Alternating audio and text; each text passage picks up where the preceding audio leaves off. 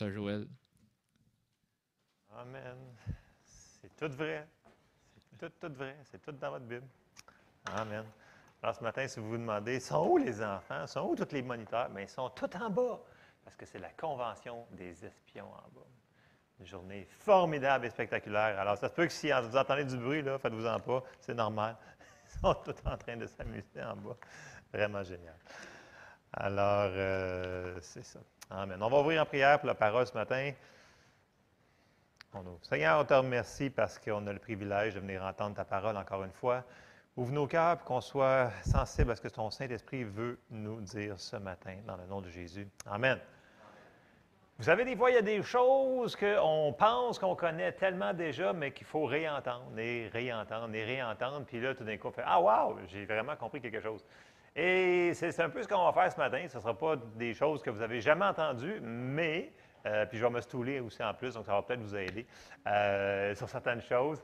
Dans l'Église, souvent, puis c'est un petit peu tabou, tu sais, tout le monde dit « Ah, dans l'Église, Dieu, il est bon. » Là, tout le monde dit « Ouais, Dieu est bon. » En tout cas, il y en a une comme qui va dire que Dieu est bon. Ils l'ont dit tantôt, je pense. Fait que, tu sais, on sait que Dieu il est bon. On sait qu'il veut prendre soin de nous, mais souvent, dans notre arrière-pensée, on dit « Ouais, mais Dieu, il est occupé. » Ce qu'il veut, là, en réalité, c'est spirituellement, puis c'est tout. Tu sais, vous n'avez jamais eu cette pensée-là que Dieu, il sait, là, les autres affaires, c'est pas vraiment important. Mais c'est faux! Parce que Dieu, il nous aime, puis tout ce qui a rapport à nous autres, il veut nous aider.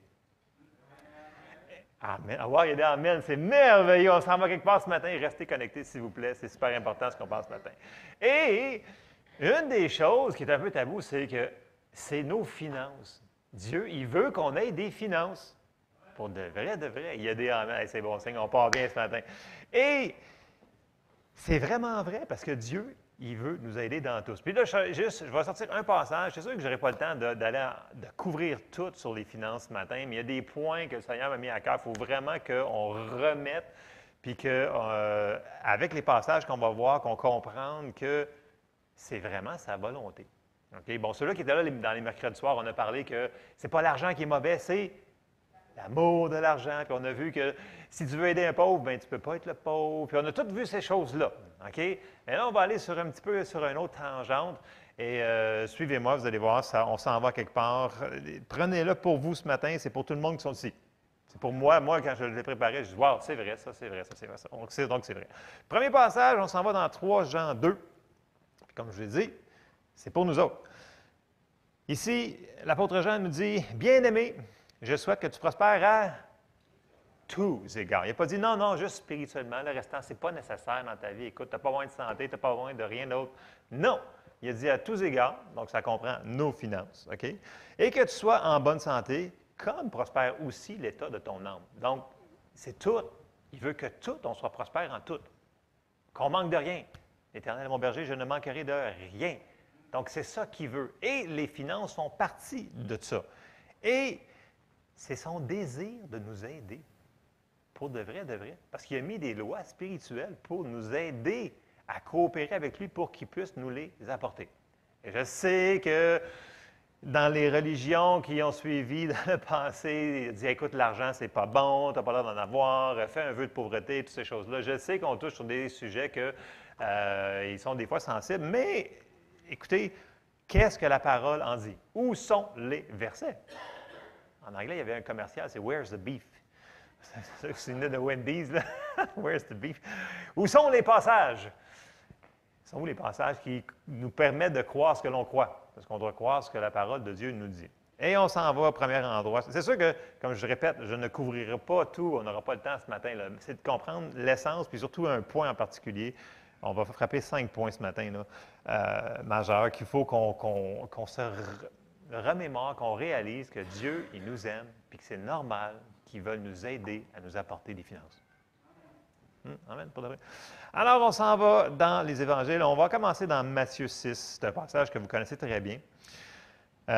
Matthieu 6. Puis là, souvenez-vous, c'est Jésus qui parle. Il ne parle pas pour rien. Il nous dit des choses importantes. OK, Matthieu 6, on va commencer au verset 25. Et ça nous dit, « C'est pourquoi je vous dis, ne vous inquiétez pas pour votre vie, de ce que vous mangerez, ni pour votre corps, de quoi vous serez vêtus. La vie n'est-elle pas plus que la nourriture et le corps plus que le vêtement? Regardez les oiseaux du ciel, ils ne sèment ni ne moissonnent, ils n'amassent rien dans des greniers, et votre Père céleste les nourrit. Ne valez-vous pas beaucoup plus qu'eux? Juste ça, là, quand là, vous arrivez dans une situation qui est difficile, là, puis vous voyez les piles de factures sur votre bureau, vous dites « Hey, je vaux plus que beaucoup de moineaux. Dieu prend soin de moi. » OK, fait que pensez aux petits moineaux. Fait que quand vous voyez les petits moineaux, vous dites « Ah, c'est vrai, Dieu prend soin des moineaux. Je vaux beaucoup plus que les petits moineaux. » Ça, c'est un visuel pour nous aider là, qu'il nous donne. Là. OK, amen? Amen. Qui de vous, par ses inquiétudes, peut ajouter une coudée à la durée de sa vie? Et pourquoi vous inquiétez au sujet des vêtements? Considérez comment croissent les lys des champs. Ils ne travaillent ni ne filent. Cependant, je vous dis que Salomon même, dans toute sa gloire, n'a pas été vêtu comme l'un d'eux. C'est quand même fort comme référence. Si Dieu revêt ainsi l'herbe des champs qui existe aujourd'hui et qui demain sera jetée au four, ne vous vêtira-t-il pas à plus forte raison, gens de peu de foi? Donc, ceux-là qui s'inquiètent, ils les appellent gens de peu de foi.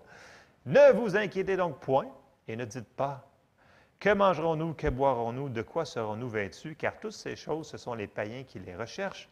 Votre Père céleste sait que vous en avez besoin. Et là, on arrive à 33 et 34. Cherchez premièrement le royaume et la justice de Dieu, et toutes ces choses vous seront données par-dessus. Ne vous inquiétez donc pas du lendemain, car le lendemain aura soin de lui-même. À chaque jour suffit sa peine. Bon, ce matin, il faut qu'on mette les choses en contexte. C'est pour ça que j'ai mis des passages un petit peu plus avec des versets. Quand il dit « Votre Père céleste », quand il dit « Toutes ces choses vous seront données par-dessus », il parle de quelles choses? De toutes. Et ça comprend aussi ce qu'il a parlé de vêtements, de nourriture, de tout. Ce n'est pas juste spirituel ce qu'il vient de parler là. Il vient de parler que les champs étaient vêtus il était plus beau que Salomon dans toute sa grandeur, qui était le plus grand roi de toute la terre. Donc, ça s'applique aussi à l'argent. Amen. Est-ce que Dieu, il sait qu'on a besoin? Quand vous allez faire votre épicerie, est-ce que vous payez avec une carte imaginaire? Il faudrait qu'on s'en reparle, celle-là. OK? Non, mais dans le sens que Dieu, il sait qu'on a besoin d'argent pour vivre dans ce monde. Right? Il le sait. Il le dit qu'on le sait. OK? Bon. Et on a des choses pour coopérer avec Dieu pour qu'on puisse avoir de l'argent dans notre portefeuille pour ne pas payer des aliments inimaginaires. OK? C'est des vrais aliments, c'est des vrais vêtements, c'est des vraies choses qu'on a besoin d'acheter. On vit dans un vrai monde. OK? Le monde, il pense que quand on prêche sur la foi, on nie les circonstances. Non, ce n'est pas ça du tout. On met notre foi par-dessus les choses du naturel pour changer les circonstances. Et c'est une grosse différence. Donc le premier point que Jésus il fait ici, première chose, il dit, arrêtez de vous inquiéter. Il dit, je le sais, puis il dit, il fait juste demander. Okay? Donc, c'est la première affaire. Deuxième chose, il dit, cherchez premièrement le royaume de Dieu. Puis là, les gens disent, mais cherchez premièrement le royaume de Dieu. Puis là, on a comme dans l'idée que si on cherche le royaume de Dieu, bien écoute, on va venir pauvre, puis malade, puis laid, puis... Non, c'est pas ça qu'il dit pantoute. Il a dit, cherchez premièrement le royaume et toutes ces choses vous seront ajoutées. On dirait que le monde, il voit le mot enlevé quand il le lise. Pour de vrai. Donc, ce n'est pas le mot enlevé, c'est le mot ajouté. Dans la Bible, je l'ai sorti dans la version Parole de vie, Matthieu 6, 33 nous dit « Cherchez d'abord le royaume de Dieu et ce que Dieu demande, et il vous donnera tout le reste en plus. » Donc, deuxième point qu'on veut regarder, c'est que qu'est-ce que Dieu, en cherchant le royaume de Dieu, cherchons ce que Dieu nous demande de faire dans sa parole. Il y en a qui me demandent souvent, « Ouais, mais qu'est-ce que je dois faire? Qu'est-ce que je dois faire? » Écoutez, c'est excellent qu'on veut savoir la volonté de Dieu dans nos vies. Mais avant d'embarquer dans les spécifiques, il y a plein de choses qui ont été marquées dans votre Bible là, qui est merveilleux. Si on commençait par mettre ceux-là en pratique, après ça, on aurait peut-être plus de direction dans les petites choses. Vous me suivez? C'est bon, les spécifiques. C'est excellent, les spécifiques. Mais il faut commencer par ce qui a déjà été écrit. Vous me suivez? Fait que tous les principes qu'on connaît déjà, qu'on sait, qu'on connaît par cœur, on n'a pas d'excuse de ne pas les faire. Comme on avait parlé il y a quelques semaines, l'obéissance vaut beaucoup plus que tout. Les sacrifices, etc., là, donc dans le passage. Donc, c'est important de chercher et d'agir sur ce qu'on sait, qui est marqué. Donc, chercher le royaume, c'est chercher aussi la volonté de Dieu qui est écrite dans la parole. Donc, ça, c'est le deuxième point que je voulais faire ce matin. Après ça, on va embarquer dans un principe que vous connaissez. On va lire le passage, c'est dans Genèse 8, 22. Puis, je l'ai effleuré il y a quelques semaines dans un des offrandes, mais c'est des passages qui me revenaient. Genèse 8, 22 nous dit, c'est une loi, là.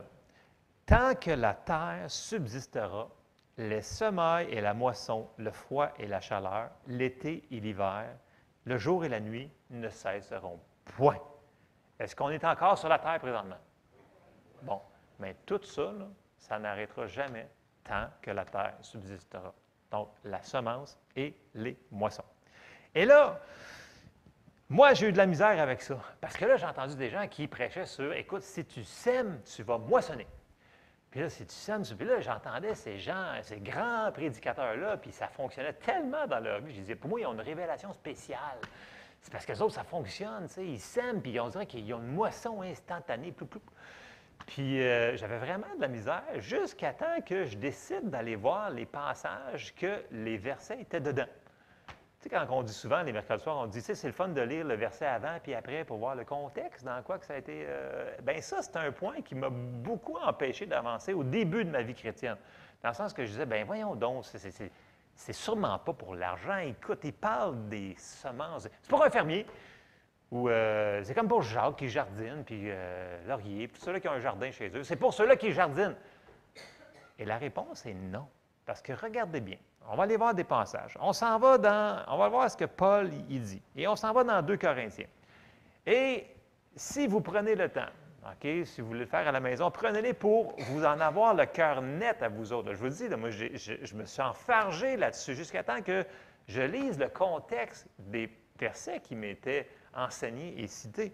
Et si on s'en va dans 2 Corinthiens et on commence au chapitre 8, puis on lit tout le chapitre 8, puis tout le chapitre 9, ce qu'on ne fera pas ce matin parce qu'on n'aura pas le temps, je vous dis tout de suite. Nos petits espions, ils vont monter, puis ils vont nous dire, bien là, qu'est-ce que vous faites là? On a faim. Fait qu'on ne fera pas ça. Mais si vraiment vous prenez le temps de lire 2 Corinthiens, chapitres 8 et 9, OK? Paul, il parle d'une offrande. Il parle d'argent tout le long. Il dit que la Macédoine a fait une offrande, puis là, il en parle de long en large, puis qu'il était prêt à donner, puis il parle d'argent tout le long. OK, je répète le mot argent. Ouh, argent, ouh. Non, dans l'Église, on ne parle jamais. Ouh, argent. Mais c'est ça qu'il parle ici dans 2 Corinthiens. Et regardez bien ce qu'il va insérer. On va commencer, on va juste lire quelques versets du chapitre 8. Là. Il commence, il dit, « Nous vous faisons, on est dans 2 Corinthiens 8, 1, 4. Nous vous faisons connaître, frères, la grâce de Dieu qui s'est manifestée dans les églises de la Macédoine. Au milieu de beaucoup de tribulations qui les ont éprouvées, leur joie débordante et leur pauvreté profonde ont produit avec abondance de riches libéralités de leur part. Okay? Ils ont, je l'atteste, donné volontairement selon leurs moyens. Donc, il n'y a jamais aucune pression. Si quelqu'un vous dit, il faut que tu donnes, donne. Vous ralentissez ça. Là. Okay? Il n'y a pas de pression dans semer dans le royaume de Dieu. C'est toi qui décides. On va le lire plus loin aussi. Là. Il n'y a pas de pression là-dedans. Et même au-delà de leurs moyens. Okay, plus loin, il dit qu'il faut donner selon ses moyens, mais on ne le lira pas. Là. Vous le lirez si vous voulez vraiment en savoir plus. Verset 4. Nous demandant, c'est eux autres qui ont demandé à Paul, là, nous demandant avec de grandes instances la grâce de prendre part à l'assistance destinée aux saints. Puis là, il continue. Puis là, Paul, il met des choses en perspective pour que ce soit balancé d'un bord puis de l'autre. Et là, il va arriver, il va lire tout ça, puis il va continuer dans le chapitre 9. Et là, on arrive à 2 Corinthiens 9, et on va aller au verset 6, qu'on cite souvent dans nos offrandes, mes offrandes. Verset 6, ça nous dit, « Sachez-le, celui qui sème peu, moissonnera peu, et celui-là qui sème abondamment, moissonnera abondamment. Que chacun donne comme il a résolu en son cœur, sans tristesse ni contrainte, car Dieu aime celui qui donne avec joie, non par pression, non par obligation, mais parce qu'il veut donner. » Et verset 8, Et Dieu peut vous combler de toutes sortes de grâces, afin que, possédant toujours en toutes choses de quoi satisfaire à tous vos besoins, vous ayez encore en abondance pour toute bonne œuvre. Et là, il continue, puis il continue à parler sur l'offrande qu'ils sont en train de préparer. Il parle d'argent ici. Que le principe de semer et de moissonner s'applique à une offrande, à donner de l'argent. On peut donner d'autres choses, c'est pas ça que je veux dire, dans le sens que le principe va s'appliquer aussi aux autres choses naturelles. OK? Ça peut être bon aussi pour donner de l'argent, donner du temps, donner de l'amour, donner de l'entraide. Donc, ce principe-là, il est bon pour toutes les autres choses. Mais les gens, un peu comme moi, qui avaient de la misère avec l'argent, quand on le voit dans son contexte, ça a été commencé sur semer et moissonner sur de l'argent. Bon, si on retourne dans Genèse, c'est sûr que dans ce temps-là, c'était des fermes, c'était des champs. Vous comprenez qu'il parlait, bien entendu, aussi pour les fermiers, pour le blé, ces affaires-là. Mais là, ici, là, 2 Corinthiens, là, Paul, il est vraiment sur de l'argent. Donc, il nous dit que si on sème de l'argent, on va récolter de l'argent. C'est ça qu'il vient de lire? En contexte, là. Puis je vous demande, ceux-là qui ont de la misère avec ça, d'aller lire les chapitres au complet. Vous allez voir, vous allez faire « Ah, ben oui, c'est vraiment ça qu'il parle. » Il n'a pas sorti de son sujet, là. Il est encore dedans avant qu'il parle de moissonner puis de semer, puis il en parle après, dans tous ces chapitres-là. OK? OK. Et là, Jésus lui-même avait dit dans Luc 6, 38, et c'est la même chose. Il avait dit « Donnez, et il vous sera donné. » On en avait parlé mercredi passé, en plus, ça a donné comme ça. « On versera dans votre sein une bonne mesure serrée, secouée et qui déborde, car on vous mesurera avec la mesure dont vous serez servi. » Bon, il y a un autre principe qu'on voit ici, c'est que notre récolte va être par rapport à ce qu'on a donné, par rapport à notre pourcentage. OK? Puis la multiplication, je n'embarquerai pas là-dedans ce matin non plus, là, mais il y a une multiplication qui se fait. Ce n'est pas une addition, c'est une multiplication. Mais je vous pose une question. Si tu dis, mettons, je donne 10 piastres, OK? Mais quelle multiplication qu'il va y avoir? Ça peut être 30, 60, 100 pour 1. Ça, ce n'est pas nous autres qui décident. OK? Laissez Dieu faire sa partie. Nous autres, notre travail, c'est de semer et de semer avec foi, puis de nourrir notre terre. On va en parler un petit peu plus loin de ça. Mais si on revient à une autre chose, si on fait, ouais, mais on va avoir 30 pour 1, 100 pour 1, mais si on sème 0, 0 fois 30, 0 fois 60, 0 fois 100, 0 fois 1 million. Mes enfants me disent ça. Hey, 0 fois. Ils sont tous crampés. Hey, 0, 0, 0. Oui, oui, ça fait 0. On a compris. Bon, on comprend-tu le même principe dans le sens que la personne qui ne sème pas, mais c'est quoi sa moisson? Elle ne sera pas grosse. OK? Je ne vous dis pas qu'elle sera nulle, parce que je vais vous sortir des passages pour nous aider. Ce n'est pas une mauvaise nouvelle ce matin. C'est pour nous encourager notre foi à moissonner ce qu'on a semé. Okay? Parce qu'il y en a qui me disent, un peu comme moi quand j'ai commencé au début, « Ouais, mais j'ai semé puis je ne l'ai pas vu la semaine d'après. » OK? Non, mais j'étais frustré. Je dis, « Voyons donc, il avait dit semer puis tu moissonnes. La semaine d'après, je ne l'ai pas vu. » Ce n'est pas à nous autres de mettre des temps. OK? Ça, c'est une affaire qu'il faut qu'on comprenne. Les temps ne nous appartiennent pas. On peut faire des choses pour accélérer le processus, par exemple, puis on peut faire des choses pour le ralentir. Mais ça, ce n'est pas dans nos mains. Donc, puis l'autre chose, il y a des gens qui me disent, écoute, j'ai rien à donner. C'est faux. On a toujours de quoi qu'on peut donner. OK? Puis l'autre chose, Dieu est très spécifique. Ici, on s'en va un petit peu plus loin dans 2 Corinthiens 9, 10. Paul, il dit, « Celui qui fournit de la semence au semeur. » Ça veut dire que la personne qui me dit, « Écoute, là, je suis dans un état présentement de crise et je n'ai plus rien à semer. » Bien, demandez à Dieu de la semence. Et il va vous donner une semence à semer. Ouvrez les yeux, ouvrez votre cœur, il va vous trouver de la semence. C'est marqué, c'est lui qui nous donne la semence. Quand il vous la donne, mangez pas toute votre semence, là. C'est ça l'affaire, le problème des fois, c'est qu'il faut être, soyons dirigés par ce que le Seigneur nous demande de faire. OK? Et le principe dans nos finances qui veut que nos finances s'améliorent, c'est, et je vais dire un des principes, OK? C'est vraiment par la loi qu'on a vue dans Genèse, c'est de semer et récolter. Je sais que vous le connaissez tout par cœur. Mais est-ce que la révélation peut être plus grande que c'est bon pour nos finances? Je crois que oui. Nous pouvons la mettre en pratique. Donc, il faut vraiment se minder là-dessus. Puis, autre chose, c'est une attitude. Tu sais, quelqu'un qui donne une fois dans l'année, bien, c'est cool, mais je veux dire dans le sens que, ayons une attitude de donner, d'être généreux. Puis, ça va revenir vague par vague, par vague, par vague. Tu sais, ça nous dit, là, jette ton pain sur l'eau et tu le verras revenir. Tu sais, comme, il y a beaucoup de passages qui nous disent que ça. Donc, ayons une attitude comme ça. Puis, soyons aussi toujours, même si on ne sait pas quand est-ce que la moisson va rentrer, restons dans une attitude, merci Seigneur parce que j'ai semé, puis la moisson s'en vient. Merci parce que tu me l'as donné. Donc, ayons cette attitude-là. L'attitude d'adoration doit être cultivée tout le temps, tout le temps, tout le temps. Tout le temps. Et quand on est dans une attitude comme ça, c'est plus facile de percevoir ce que Dieu nous dit, de recevoir ce que Dieu veut nous donner. Et on reste dans une attitude qu'on est reconnaissant de ce qu'il fait dans nos vies.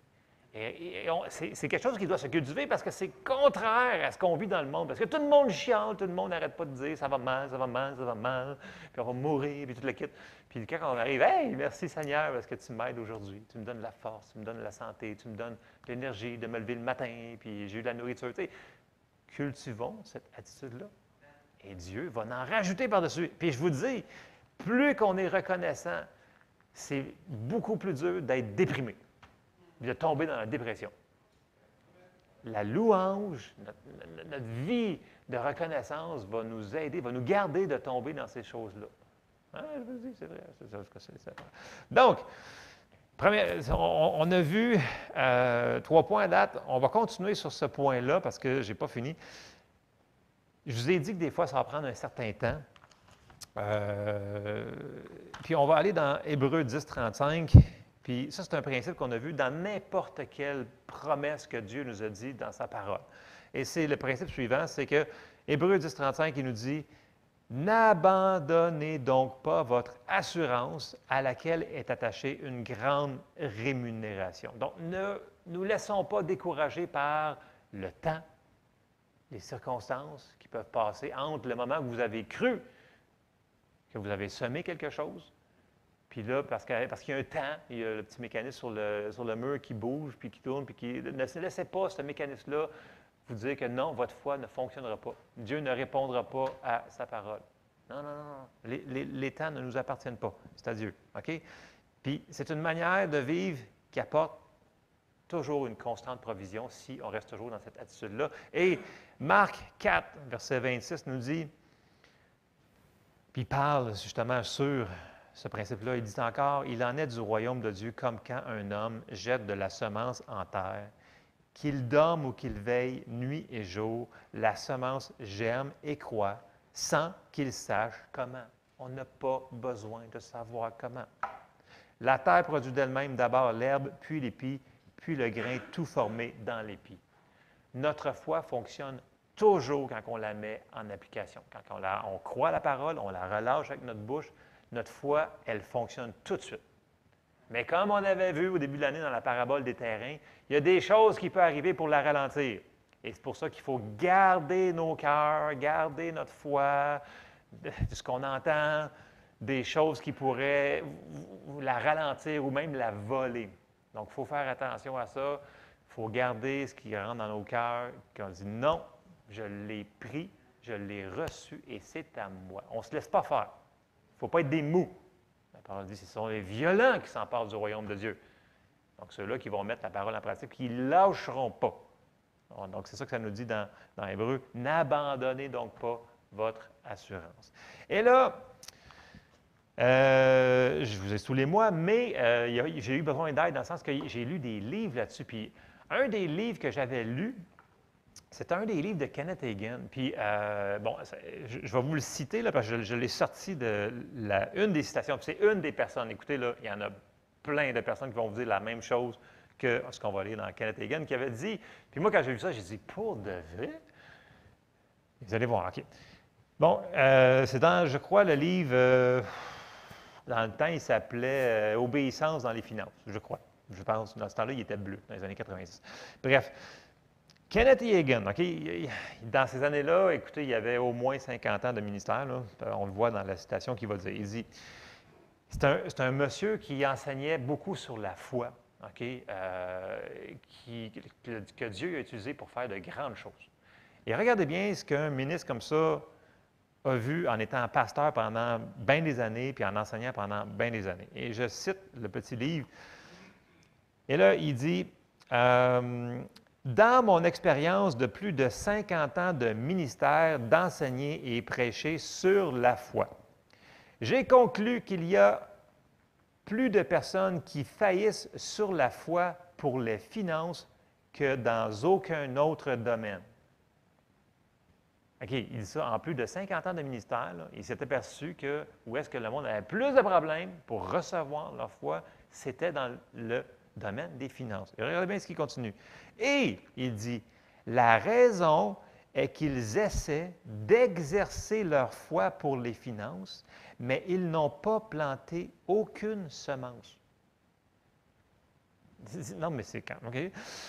Ils veulent que Dieu bénisse leurs finances, même s'ils n'ont rien planté.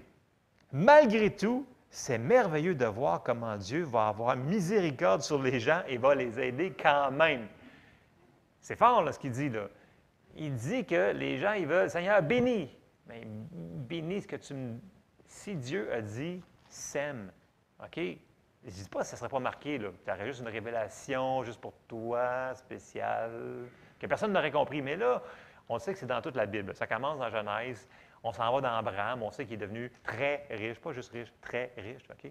Ça s'en va partout. Donc, si on sait qu'il faut qu'on fasse ça, bien, je veux dire, puis écoutez, j'en ai entendu d'autres, je ne les citerai pas, là, il y en a tellement.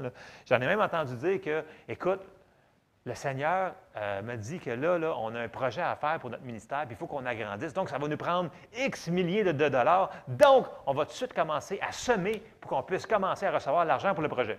Là, j'étais comme, les autres, ils ont réalisé quelque chose que moi, je n'avais pas compris pendant tout. J'étais comme, wow, ils ont un besoin, donc ils vont donner de l'argent. Là, j'étais comme, wow, c'est comme vraiment l'inverse de ce que dans ma tête, je pensais. Mais il avait compris ces passages-là qui n'étaient pas sortis hors contexte. Que s'il semait, il allait moissonner. Vous me suivez? Puis après ça, on regarde ces ministères-là, ils vont dire, coudonc, sont-tu hors de la carte? Ils ont-tu vraiment sorti des... Puis on l'a vu par après, ces gens-là ont reçu leur bâtiment, ils ont reçu tout ce qui... Donc, le principe fonctionne. Tu sais, c'est pas pour élever ces gens-là, mais quand on voit des gens qui ont été dans le ministère 50, 60 ans, ils ont mis des choses en pratique, puis c'est la base, puis ça fonctionne à maintes et maintes reprises. En vous citant des tonnes de versets, peut-être qu'on pourrait peut-être s'inspirer. Ça nous dit dans la Bible, imitez la foi de ceux qui vous ont précédés. OK? On n'imite pas tout, là, mais on imite la foi de ceux. Et c'est un principe qui a vraiment été mis en pratique par plusieurs hommes de Dieu. Et ça donne des projets parce qu'on voit où est-ce que leurs ministères sont rendus aujourd'hui. Amen? Je sais que c'est tough, l'argent, mais c'est vrai quand même, parce qu'on en a besoin. OK. Bon. Et puis, tu sais, ils vont me dire, ouais, mais toi, tu donnes de l'argent en réalité pour recevoir. Ça veut dire que c'est comme greedy, c'est quoi? C'est de l'avarice. Non, non. Dieu, il sait qu'on a besoin d'argent. Puis comme je dis souvent, c'est quelqu'un qui me dit ça, il dit, ouais, mais ça, là, non, moi, je ne suis pas pour ça. Tu n'es pas pour l'argent? Ouais, c'est ça. Mais ça veut dire que si Dieu dit d'aider un pauvre, comment ça pour l'aider si tu es le pauvre? Là, ils font, il n'y a aucune réponse, parce qu'il n'y a aucun verset pour se citer qui nous dit que soyez le pauvre. Non, c'est encore plus. Il nous dit que, et même dans les psaumes, on avait vu dans les mercredis soirs que quand on donne des aumônes à ceux qui sont pauvres, comment qu'on récolte, c'est des promesses majeures. Je ne les ai pas sorties, mais il y en a tellement. Là.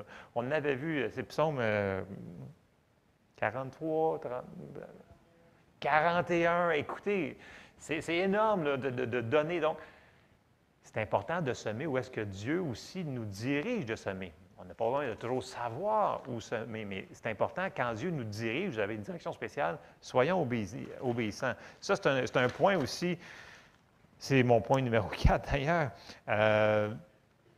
On n'a pas besoin de savoir qu'il faut que... Dans la Bible, c'est marqué qu'il faut qu'on sème. OK? Ça, c'est un principe de base pour tout le monde.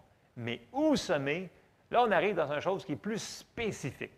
Et quand on demande à Dieu, Seigneur, montre-moi où est-ce que je dois travailler, montre-moi où est-ce que je dois semer mon argent. Et là, quand on a un spécifique, soyons obéissants, parce que notre obéissance va apporter la bénédiction de Dieu. Des fois, on ne comprendra pas tout. Il va te dire, va travailler à cet endroit-là. Puis peut-être que tu dis, ouais, mais voyons, c'est moins payant, mais finalement, tu vas finir bien en haut. Dieu, il nous dirige toujours vers le mieux, vers le plus. Tout ce qu'il nous demande de faire, c'est pour nous aider, parce qu'il nous aime. Et j'ai juste sorti un point pour le point numéro 4, puis vous connaissez l'exemple, mais c'est quand même majeur. Et on s'en va dans Genèse 26. Donc, as-tu quelque chose avec l'Ancien Testament? J'aime le Nouveau Testament parce que ça fait partie de notre Bible. Sinon, il faudrait tout enlever ces pages-là. Ils font partie de notre Bible. Genèse 26, c'est au verset 1. Regardez bien. Verset 1. Il y eut une famille dans le pays, outre la première famine qui eut lieu du temps d'Abraham, et Isaac alla vers Abimelech, roi des Philistins, à Guérar. L'Éternel lui apparut et dit, « Ne descends pas en Égypte, demeure dans le pays que je te dirai. » Bon, je le répète, être au bon endroit, au bon moment, c'est là qui est notre endroit de bénédiction. OK? Bon, tu as le choix d'obéir ou non. Puis d'être dans la volonté permissive de Dieu, ou tu as le choix d'être dans le parfait endroit, puis d'être dans la parfaite volonté de Dieu, et c'est là que les bénédictions y rentrent beaucoup plus fort. Verset 3.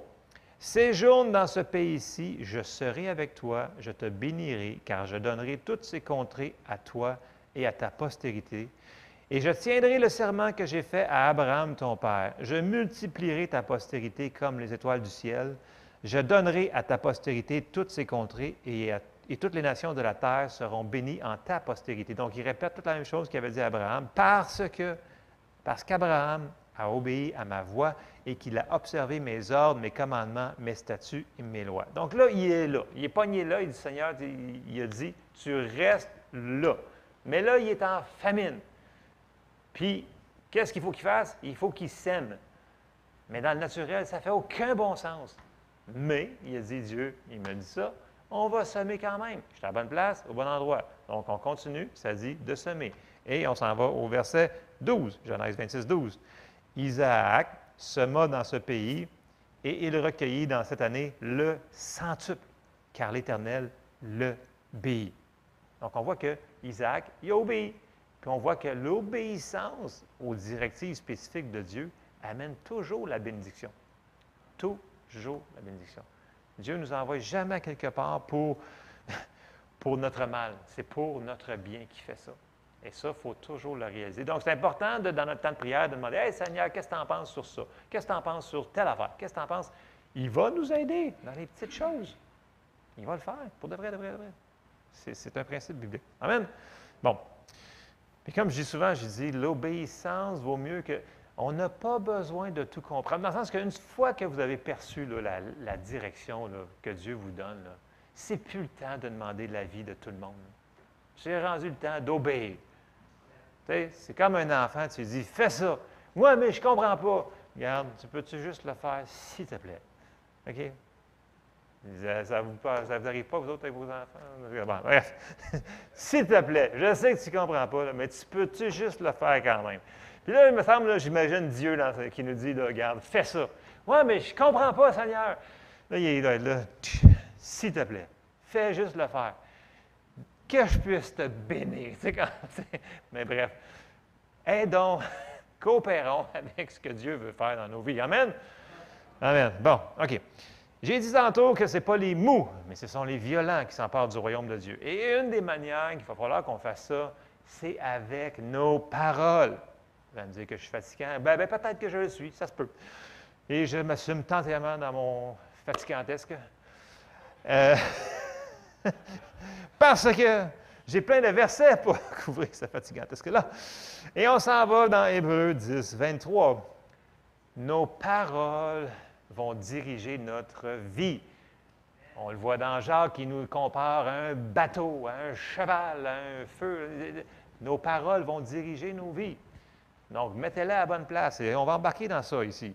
Hébreux 10, 23 nous dit, « Retenons fermement la confession. » Dépendamment des traductions, là, c'est profession, confession, dépendamment de votre traduction de Bible, mais c'est confession plus précis ici, « de notre espérance, car celui qui a fait la promesse est fidèle. » Retenons fermement, même si les circonstances dans le naturel semblent être contraires. Retenons fermement les promesses que Dieu nous a données. On n'a pas besoin de voir avec nos yeux. La foi, elle ne se fie pas dans le naturel. Elle se fie sur la parole de Dieu. C'est ça la foi. C'est croire que ce que Dieu nous a dit est vrai. Même si dans le naturel, ça ne semble pas. Puis, le déclarer. Donc, je vous relis le principe de foi qu'on cite souvent dans Romains 10, tout le chapitre 6, 7, 9, 8. Puis on arrive à Romains 10, 10. C'est le même principe. Qu'on a été né de nouveau, c'est le même principe pour recevoir n'importe quelle chose. Car c'est en croyant du cœur qu'on parvient à la justice et c'est en confessant de la bouche qu'on parvient. Ici, le mot salut veut dire beaucoup d'autres choses, mais selon ce que dit l'Écriture. Donc, c'est en croyant du cœur pour une telle promesse et c'est en confessant de la bouche qu'on parvient à l'accomplissement de cette promesse-là. Donc, il va falloir que notre bouche soit en jeu là-dedans. Et il faut qu'on fasse exactement comme Jésus a fait. Il est écrit, il est écrit, il est écrit. Parce que des fois, quand on sait qu'il y a quelque chose qui peut avoir une interférence, dont dans nos finances, ça se peut des fois. Puis quand vous le savez, qu'il y a quelque chose qui a un problème, bien, c'est le temps de résister. Donc, j'ai sorti Jacques 4,7 qui nous dit très clairement, « Soumettez-vous donc à Dieu, résistez au diable, il fuira loin de vous. » Donc, des fois, il faut mettre notre pied à terre et vous dire, « Non, cette promesse-là, elle m'appartient. Puis je ne la lâcherai pas. » Puis avec notre parole, en résistant avec nos paroles, l'ennemi va devoir fuir et vous allez avoir la manifestation dans nos vies. Et là, écoute, là, j'ai sorti juste 2 passages, mais il y en a des centaines de passages sur la bénédiction, sur la prospérité, sur ces choses-là. Et c'est le temps de se battre avec ces passages-là qu'on connaît. Soyez dirigés par le Saint-Esprit. Je vous en donne un. OK? On commence Philippiens 4, 19. Ça dit, « Mon Dieu pourvoira à tous vos besoins selon sa richesse avec gloire en Jésus-Christ. » Et là, quand vous arrivez devant une situation qui dit, « Non, toi, tu n'y arriveras pas. » Bien, c'est le temps de dire, « Hey, ouais, non. » Dans vos confessions, vous dites, « Mon Dieu va pourvoir à tous mes besoins selon sa richesse avec gloire en Jésus-Christ. » C'est ça, le combat de la foi. C'est de déclarer la parole de Dieu par-dessus la situation qui vient nous faire face. Il va arriver des situations, mais il faut arrêter de déclarer la situation. Il faut mener, se décider, est-ce que la parole de Dieu est vraie? Oui ou non? Si elle l'est, puis il nous demande de la confesser, confessons-la sur la parole. OK? Un autre passage. Psaume 23, on le met personnel. OK? Puis là, comme je vous dis, prenez les passages qui vont revenir dans votre cœur. Vous en connaissez par cœur, il y en a. Donc, on pourrait dire, « L'Éternel est mon berger, je ne manquerai de rien. Il me fait reposer dans de verts pâturages. Il me dirige près des eaux paisibles. Il restaure mon âme. Il me conduit dans les sentiers de la justice. À cause de son nom, quand je marche dans la vallée de l'ombre de la mort, je ne crains aucun mal, car il est avec moi. » Il faut mettre les promesses personnelles. Ça nous est donné, c'est à nous autres. On les prend, on les déclare. Et un gros problème présentement, c'est que je m'aperçois que, puis moi aussi, il faut que je me reprenne tout de suite, là. Il arrive une circonstance qui n'est pas le fun, qui est plate, peu importe, nommez-la. Là.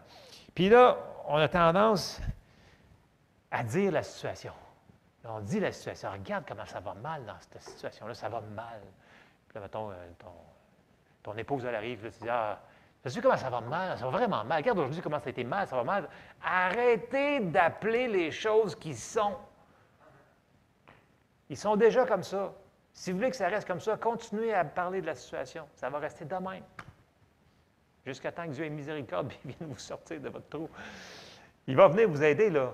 Mais, OK, on va aller voir des versets. Parce que je vous en regarde, puis ça me regarde. OK. On s'en va dans... je vais me devancer parce que sinon... OK. On s'en va voir. Vous souvenez-vous qu'au commencement, quand Dieu il a créé la terre, il a dit que telle chose fut et la chose fut. Vous vous souvenez, là? Il n'a pas déclaré, bon, il fait noir. Et qui fait noir? Misère qui fait noir. S'il arrête ça, là, il ferait encore noir. Comprenez-vous? On est créé à l'image de Dieu, à sa ressemblance. OK? Il veut qu'on opère de la même manière qu'on opère. Fait que là, si on dit, « Ah, Seigneur, il fait noir », mais il va faire noir encore plus longtemps. Pour de vrai, là. C'est comme ça qu'il fonctionne. Puis, je vais vous le lire, le passage. C'est juste que ça mérite des fois, parce que les gens, ils vont le boucler 15 fois. Puis là, ils vont dire la situation. On appelle la situation. Il ne faut pas qu'on appelle ça. Appelle d'autres choses. C'est comme si, mettons que vous avez un hamster ou un chat qui est sorti dehors. OK? C'est l'heure de souper. Vos enfants, ils sortent. Ils sont partis jouer, mettons, dans quelque chose. Là. Puis là, tu ouvres la porte, puis tu les appelles. Bien, ils vont venir. Mais si tu appelles d'autres choses, c'est l'autre affaire qui va venir. Donc, si tu n'arrêtes pas de dire « Ah, ça va mal, puis on n'arrivera pas. » C'est sûr qu'on finit le mois dans le rouge. C'est certain. Regarde les factures. T'as-tu vu comment... T'as-tu vu... Je vais appeler mon voisin, je vais y en parler en plus. « Hey, t'as-tu vu comment c'est dans le rouge ce mois-ci? » Donc, vous appelez les choses qui sont comme ils sont. Ils vont rester comme ils sont. Mais regardez bien ce que le Seigneur nous demande de faire. OK? On s'en va dans Romains 4, verset 16. Là, on n'aura pas le temps d'embarquer dans tout Abraham, bien entendu. On l'a effleuré beaucoup les mercredis soirs, mais ça n'a comme pas de fin, ces affaires-là. Et on continue un petit peu là-dessus. Romains 4, verset 16 nous dit, « C'est pourquoi les héritiers le sont par la foi, pour que ce soit par grâce, afin que la promesse soit assurée à toute la postérité, non seulement à celle qui est sous la loi, mais aussi à celle qui a la foi d'Abraham, notre Père, à tous. Selon qu'il est écrit, « Je t'ai établi Père d'un grand nombre de nations. Il est notre Père devant celui auquel il a cru, Dieu qui donne la vie aux morts et qui appelle les choses qui ne sont point comme si elles étaient. » OK? Dieu, il appelle les choses qui ne sont point comme si elles étaient. C'est de la manière qui fonctionne. On est créé à son image. Vous allez dire, mais c'est Dieu. Non.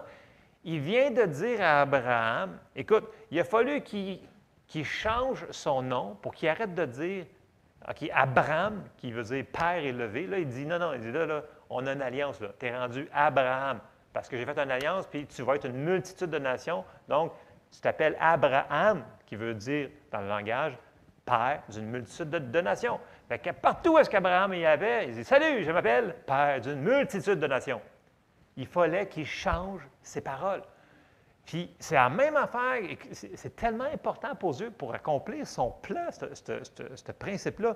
Vous souvenez-vous quand que Zacharie, dans le Nouveau Testament, le papa de Jean-Baptiste, quand l'ange est arrivé dans le lieu saint, là, puis il est en train de faire le service, puis là, l'ange Gabriel, il arrive, il dit, « Tu vas avoir un fils. » Puis là, Zacharie, il dit, « Comment cette chose arrivera-t-il? » Puis là, Gabriel, il a dit, « Écoute, il faut que je te ferme la bouche. » Fait que Dieu, il a fallu qu'il le rende muet jusqu'à temps que Jean-Baptiste il soit né, puis qu'il arrive à son 8e jour pour le présenter devant le Seigneur. Puis là, il a réouvert la bouche. Pourquoi il a fait ça, vous pensez? Parce qu'avec sa bouche, il aurait pu détruire le plan de Dieu. Ah non, c'est pas important, les paroles. Il a fallu qu'il le rende muet pour qu'il arrête de contredire l'ange qui venait de dire « Tu vas avoir un fils. » Il dit « Non, ça ne peut pas m'arriver. Qu'est-ce qu'on ne comprend pas? Je suis vieux, puis ma femme est vieille, puis on était... depuis... » Non. Dieu, il a dit « Ça va être de même. » Il n'a pas cru. Il a dit « Parfait. Ça va s'accomplir pareil. » Fait que zip. On a le droit de le faire. Il a demandé à Abraham de le faire. Donc, ce n'est pas injuste qu'il nous demande à nous autres de le faire aussi. Pour de vrai. On a le droit d'appeler les choses qui ne sont pas. Donc, arrêtons d'appeler les choses qui sont comme ils sont. Appelons les choses qui ne sont point comme si elles étaient, en se servant, bien entendu, de la parole de Dieu. Il ne faut pas dire n'importe quoi. Là. On ne peut pas sortir de la Bible et appeler. Il y en a des fois qui j'entends parler. Ouais, Seigneur, je vais demander Dieu pour telle affaire. C'est complètement anti-biblique. Il demande une femme de l'autre. Je suis comme, ouais, Seigneur. Non, une c'est assez, là, puis la bonne, OK? Fait que tu n'as pas le droit d'avoir la femme de ton prochain. Mais bref, peu importe ce que les personnes, il faut. Non, mais vous riez, mais j'entends des choses dans une semaine, je fais comme, oh, Seigneur. J'ai dit, si tout le monde fait au moins lire un chapitre par jour, on ne serait pas dans. En tout cas, à l'endroit qu'on est, on serait un petit peu plus loin. C'est important de lire sa Bible à chaque jour. OK? Je vous encourage fortement cet été, si vous n'avez pas de plan de lecture, commencez juste par lire, commencez dans le Nouveau Testament, puis dans l'Ancien Testament, puis lisez un chapitre par jour. Vous allez voir, vous allez comprendre plein de choses. Ah oui, c'est ça, oui, c'est ça. Dieu va vous donner la révélation. En tout cas, je ne sais pas pourquoi je suis là-dessus, mais c'est bon. OK. Nous devons déclarer, puis là, écoutez, Genèse 17, je vous l'ai cité, là, mais c'est quand il parle à Abraham, c'est dans Genèse 17, versets 4 et 6, il dit, « Voici mon alliance que je fais avec toi, tu deviendras père d'une multitude de nations. On ne t'appellera plus Abraham, mais ton nom sera Abraham, car je te rends père d'une multitude de nations. Je te rendrai fécond à l'infini, je ferai de toi des nations et des rois sortiront de toi. » Aux yeux de Dieu, c'était déjà accompli. Mais il a quand même fallu qu'il change son nom pour qu'il dise ces choses-là. C'est important ce qu'on dit. Donc, c'est important ce qu'on dit dans nos finances aussi. Donc, tu sais, je vous dis l'exemple, là, vous appelez quelque chose dehors de la porte patio, là, bien, c'est la même chose. On peut appeler les finances sur nous autres. On appelle que Dieu pourvoit à tous mes besoins. Arrêtons de dire on n'y arrivera pas. Vous travaillez contre Dieu. Je travaille contre Dieu quand je fais ça. Arrêtons de dire ah, mais là, tu ne comprends pas, là, je suis malade. On peut mettre n'importe quelle chose là-dedans. Là. Puis là, je suis malade, puis je vais être encore plus malade, puis je vais être encore plus malade, puis je vais être... Tu pourrais-tu? On le sait. OK, on le sait, on l'a vu, on l'a compris une fois. OK, on peut-tu tomber dans OK, Seigneur, je te remercie parce que, tu sais, je vous disais tantôt, l'attitude d'être reconnaissant, là, ça s'applique dans tout.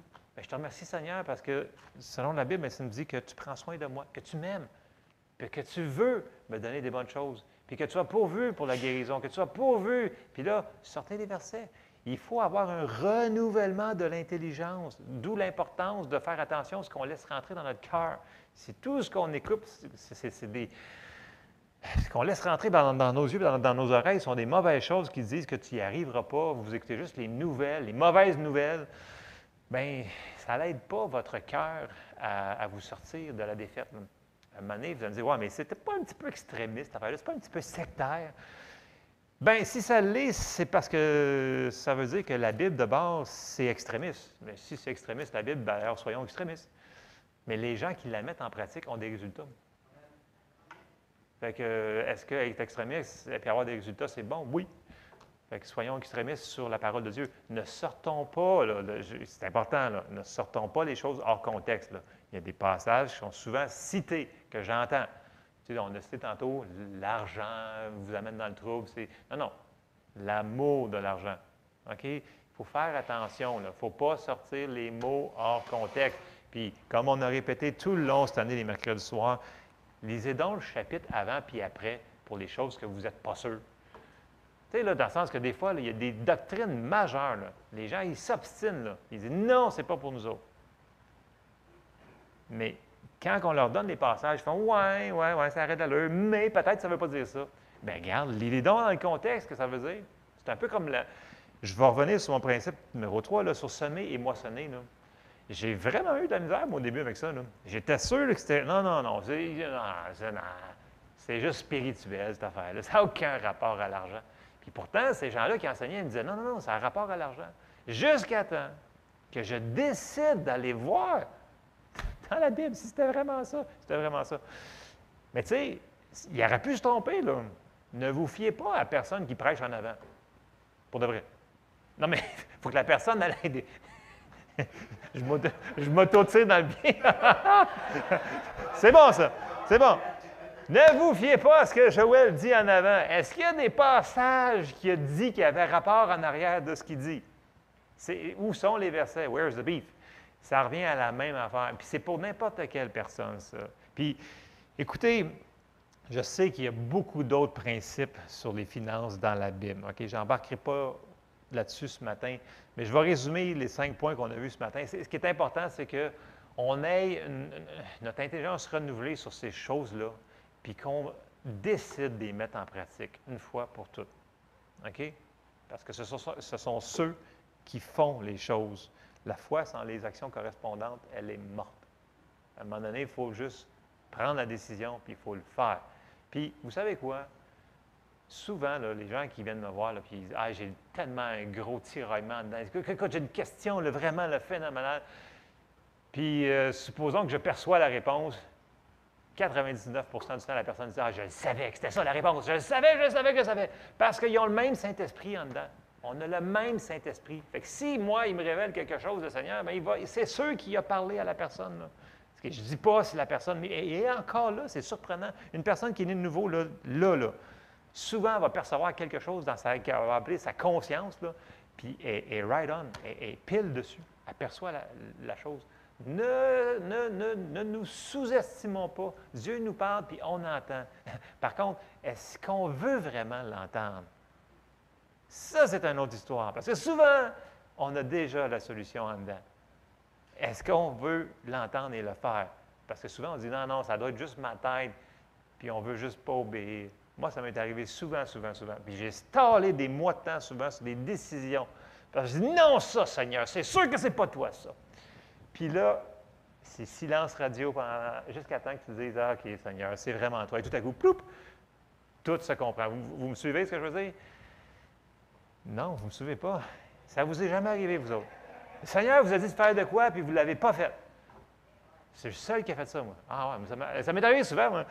Écoute, le Seigneur dit, puis c'est pas une voix audible, là, OK? Tu le sais que tu le sais. Peu importe comment vous l'avez compris, là, tu sais qu'il faut que tu fasses telle affaire. OK? Donc, je retourne bien loin. Le Seigneur m'avait dit, à un moment donné, j'écoutais des enseignements, il faut que tu retournes à l'Église. Bon, ça fait quand même un petit bout de temps, là. Mais moi, je ne voulais pas retourner à l'Église. Je ne voulais que pas retourner à l'Église. Mais tous les enseignements que j'entendais tout d'un coup le dimanche matin, ils parlaient sur aller dans une église locale. Et moi, je ne voulais pas entendre ça. Je dis, non, ils doivent se tromper. Le verset doit sortir en contexte. Puis là, le prochain qui parlait, c'est un autre. Vous devez aller dans une église locale. J'étais comme, sont-ils fatigants? Mais en dedans, là, je le savais qu'il fallait que j'y aille à un moment donné. Puis à un moment donné, il fallait que je fasse une décision. Sinon, je savais que je n'avançais plus. Je vous donne ça comme exemple, là, parce que vous autres, vous n'avez pas fait ça. Hein? Mais moi, je l'ai fait. Puis le plus vite qu'on décide d'obéir, le plus vite qu'on va avancer dans la situation, ce n'est pas pour nous punir que le Seigneur nous dit de faire de quoi, je le répète, parce que Dieu, il nous aime. Donc, soyons obéissants. Non, on atterrit cette affaire-là, puis on va aller manger. Bon, OK.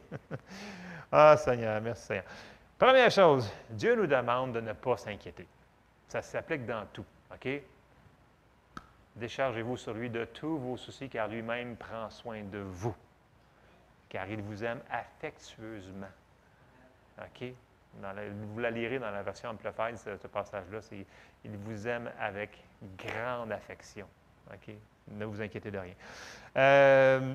Cherchons le royaume de Dieu et sa manière d'agir. Donc, cherchons, c'est quoi qui a marqué dans sa parole qu'on puisse agir dessus. Sont où les promesses? On cherche ça. Troisième, le principe de semer et récolter, il est pour les finances aussi. Il n'est pas sorti hors contexte. On le voit très clairement ce matin. Autre point, semer à l'endroit que Dieu nous demande de semer. Moi, je peux vous dire que les fois que, OK, je sème constamment, là, je sème constamment, je donne ma dîme, puis je fais des semences aussi. Mais il est arrivé à des moments que j'avais à cœur vraiment fort. Je dis, il me semble que ça serait tellement le fun de donner dans ce ministère-là. Puis j'avais comme un genre de vas-y, go, donne de l'argent. Puis c'est dans ces endroits-là que j'ai vu les plus grandes moissons dans toutes mes semences que j'ai faites. Quand j'avais vraiment ce genre de c'est vraiment ça qu'il faut que je fasse. C'est vraiment ça qu'il faut que je fasse. Même si c'était des montants des fois qui étaient petits ou que c'était des montants plus élevés, c'est aucun rapport. Écoute, c'est la multiplication. Et ça s'est fait dans un court laps de temps. Donc, soyons sensibles quand on demande à Dieu, écoute, où est-ce que tu voudrais que je sème quelque chose? Puis quand il vous met quelque chose à cœur, sans y demander, écoutez-le. Il vous amène vers un endroit de bénédiction. L'autre chose, nos paroles. Déclarons ce qu'on veut qui arrive et non la situation qu'on est dedans. Je sais que c'est un challenge, c'est un défi. Il faut se reprendre. Puis si on se trompe, c'est pas grave. On continue pareil. On dit, bon, OK, c'est vrai, je l'ai dit encore, je suis allé 14 fois. C'est vrai. OK, je te remercie, Seigneur, parce que tu pourvois tous mes besoins supplémentaires. Vous me suivez? Ça va arriver qu'on va s'échapper, là. C'est pas grave. C'est si constamment, on construit une vie comme ça, d'appeler les choses, selon la parole de Dieu, de la mettre par-dessus les circonstances et de ne pas nier les circonstances. OK? Moi, j'ai déjà arrêté des médicaments. Et ça a été très nocif pour ma santé. J'ai parlé sur Jessie qui a enlevé ses lunettes, qui s'est quasiment rentrée dans le champ parce qu'elle était guérie. On ne fait pas des choses comme ça. Le docteur va juste confirmer la guérison. OK? On la déclare. Ça, de ce point-là, je pense qu'il était là-dessus. Je vais arrêter sur ça ce matin. Amen. On se lève ensemble. Vous savez, Dieu aimerait tellement ça, bénir plus son peuple. Vous allez me dire, ben oui, je vous le dis. L'affaire, c'est que souvent, il se bute dans notre cerveau à essayer de comprendre ces affaires-là. Puis si on essaie de tout comprendre avec notre tête, ça ne fonctionnera pas, ça vient du cœur. Amen? Amen. Bien, Seigneur, on te remercie pour ta parole ce matin. Je te demande de nous éclairer, chacun d'entre nous, Seigneur.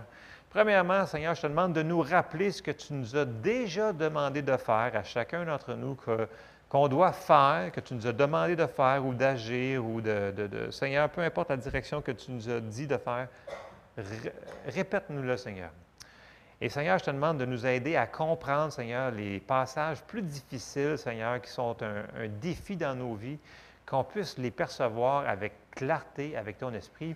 Et donne-nous le courage, Seigneur, d'agir dessus, qu'on ne soit pas, Seigneur, des auditeurs oublieux, mais qu'on puisse mettre ta parole en pratique. Dans le nom de Jésus, Amen.